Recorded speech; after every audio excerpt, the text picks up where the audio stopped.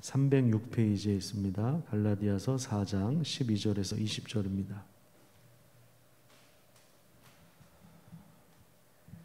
형제들아, 내가 너희와 같이 되었은즉 너희도 나와 같이 되기를 구하노라. 너희가 내게 해롭게 하지 아니하였느니라. 내가 처음에 육체의 약함으로 말미암아 너희에게 복음을 전한 것을 너희가 아는 바라. 너희를 시험하는 것이 내 육체에 있으되 이것을 너희가 업신여기지도 아니하며 버리지도 아니하고 오직 나를 하나님의 천사와 같이 또는 그리스도 예수와 같이 영접하였도다. 너희의 복이 지금 어디 있느냐?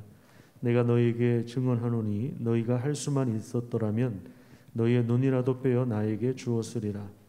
그런즉 내가 너희에게 참된 말을 함으로 원수가 되었느냐? 그들이 너희에게 대하여 열심 내는 것은 좋은 뜻이 아니요 오직 너희를 이간시켜 너희로 그들에게 대하여 열심을 내게 하려 함이라. 좋은 일에 대하여 열심으로 사모함을 받음은 내가 너희를 대하였을 때뿐 아니라 언제든지 좋으니라.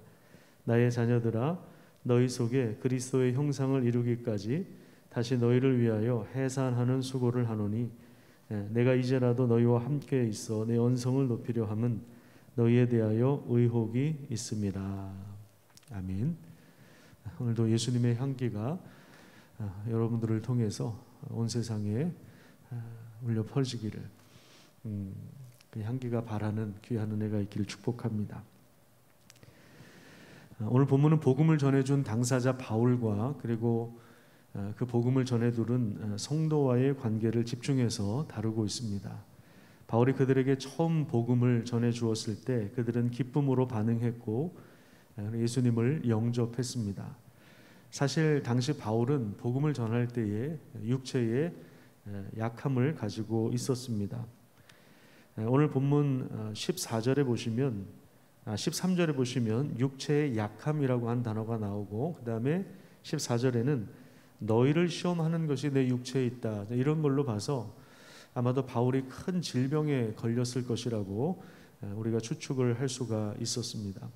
겉보기에 바울은 다른 유명한 철학자들처럼 화려한 웅변술이나 어떤 호감을 살 만한 외모나 어떤 그런 외적인 모습이 있어서 사람들이 바울을 좋아했던 것이 아닙니다. 갈라디아 교인들은 오히려 바울이 육체의 연약함을 가지고 있었지만 그것을 무시하거나 업신여기지 않고 마치 하나님의 천사와 같이 그리고 예수님을 대접하는 것처럼 바울을 섬기고 사랑했습니다. 이것은 복음이 가진 능력이며 또 성령의 역사라고 할 수 있습니다. 그런데 15절에 보면 바울이 이렇게 질문하고 있죠. 너희의 복이 지금 어디 있느냐? 이렇게 질문하고 있습니다. 그러니까 복음을 전해주었던 바울을 사랑하고 대접하는 것이 복이라는 것입니다. 이것은 목회자를 잘 섬겨야 복을 받는다, 이 말이 아니라 목회자와 좋은 관계를 유지하는 것이 그래야만 이게 하나님 말씀이 들리거든요. 이 목사와의 관계가 깨져버리면 말씀이 들어오질 않습니다. 그러면 어떻게 되겠습니까? 둘 다 손해 있는 거죠. 그러니까 지금 성도들을 향해서 너희의 복이 지금 어디 있느냐? 복음을 전해 주었던 바울을 사랑하고 대접해 주었던 것, 이것이 이제 복이라는 거예요. 왜요? 그러니까 이 복음의 내용을 받아들이지 않았겠습니까?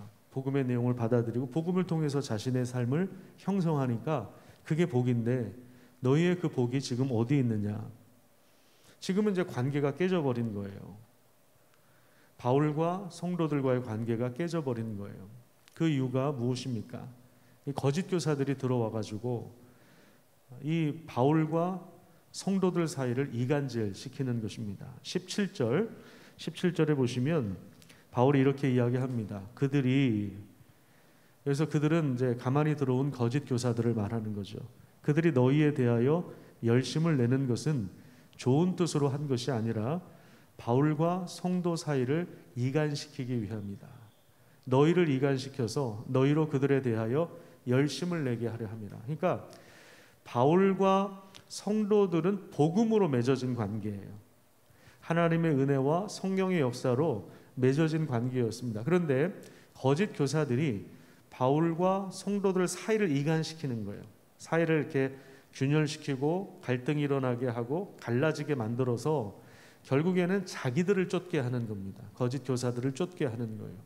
그렇게 그 일을 위하여 이런 목적을 가지고 열심을 냈던 것이죠. 그러니까 순수하지 못한 동기를 가지고 열심을 냈던 것입니다. 거짓 교사들이 들어와서 흔든 것이 두 가지가 있는데, 하나는 바울의 가르침입니다. 이 복음의 내용에 뭔가 부족하다, 예수를 믿는 것만으로는 부족하고 거기에다가 할례도 받아야 된다, 율법을 지켜야 된다, 이렇게 이야기하면서 바울의 가르침에 뭔가 문제가 있는 것처럼, 부족한 것처럼 그렇게 이야기를 합니다. 영양가가 없는 것처럼, 만족을 못 시키는 것처럼 그렇게 이야기를 하는 것이고, 또 하나 흔든 건 뭐냐면, 다 자연스럽게 바울의 사도성이죠. 진정한 사도가 맞냐, 이런 식으로 교묘하게 그 사이를 갈라놓는 것입니다.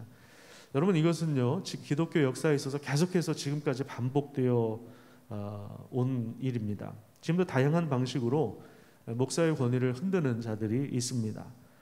신학적인 해석과 입장이 다르다는 이유로 인해서, 또 인격에 대해서, 말하는 방식, 목회하는 방식, 리더십이 마음에 안 든다는 이유로, 자기 편을 안 들어준다는 이유로, 일처리 방식이 자기 스타일과 맞지 않는다는 이유로, 그러니까 정말 여러 가지 이유를 들어서 뒤에서 교묘하게 목사와 성도 사이를, 또 목사와 목사 사이를 갈라놓는 경우가 얼마나 많은지 모릅니다.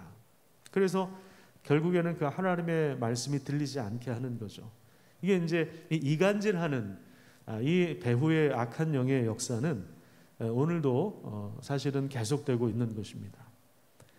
바울이 지금 이제 이런 고통을 당하고 있는 거예요. 복음으로 맺어진 관계인데, 전에 성도들과는 정말 그토록 서로를 아끼고 사랑하고 대접했던 그런 관계인데, 이 거짓 사도들이 아닌 거짓 교사들의 이간질로 인해서 이제는 바울과 성도와의 관계가, 뭐 다 그런 건 아니겠지만 이제 원수가 되어 버린, 관계가 깨진 그런 지금 안타까움에 대하여 바울이 이야기하고 있는 것입니다. 그런데요, 바울은 놀랍게도 다시 성도들을 품고자 합니다. 19절을 한번 보십시오.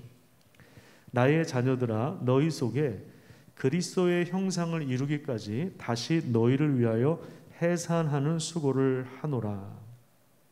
자, 바울의 관심이 어디에 있습니까? 19절을 자세히 보세요. 바울의 관심이 어디에 있습니까? 성도들의 영혼에 있는 것입니다.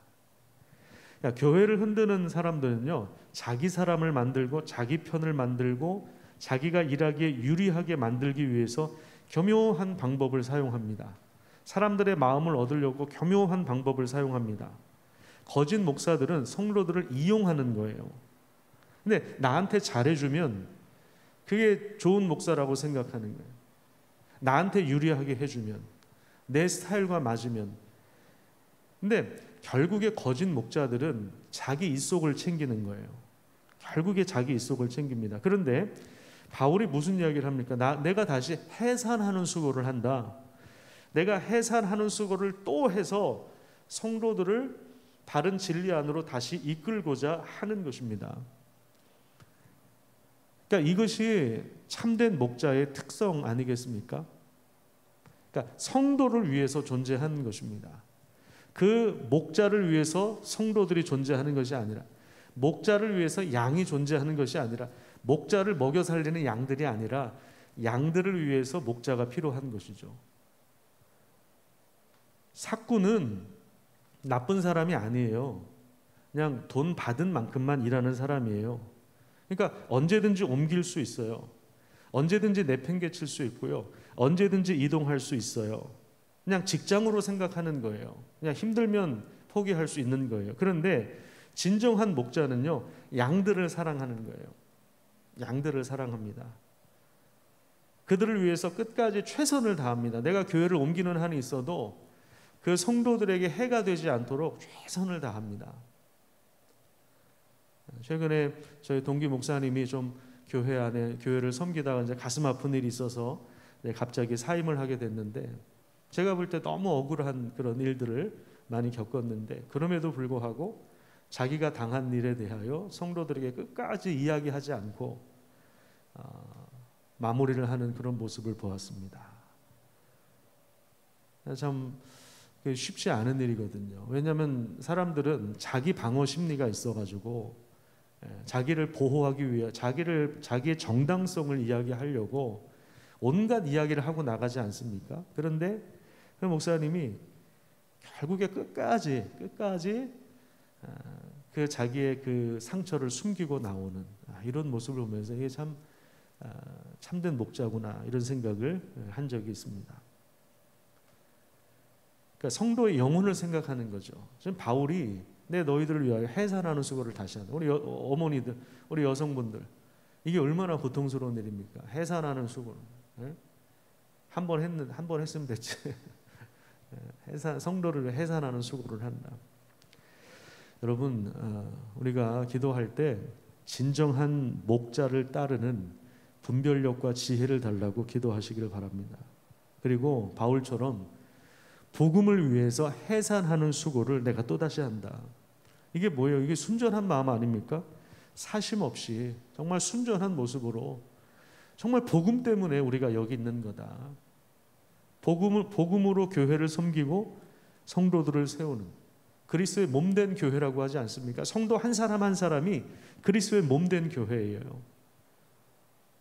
사심이 아니라 성도들 많아지면 누가 유명해집니까? 목사가 유명해지죠. 목사가 열심 내는 것이 성도를 위한 건지 이게 자기 유명해지려고 자기 성공을 위해서 하는 건지 이게 헷갈릴 때가 있어요. 늘 그 경계선에 있는 겁니다. 목사들은 잘 분별해야 됩니다. 얼마나 거짓 목자들이 많은지 얼마나 잘못된 가르침들이 많은지 몰라요. 참된 목자가 되신 예수 그리스도는 우리를 위하여 자기 몸을 버리셨습니다.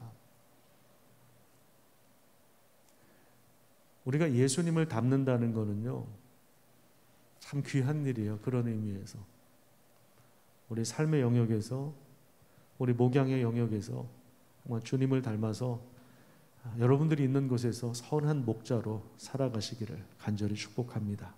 기도하겠습니다.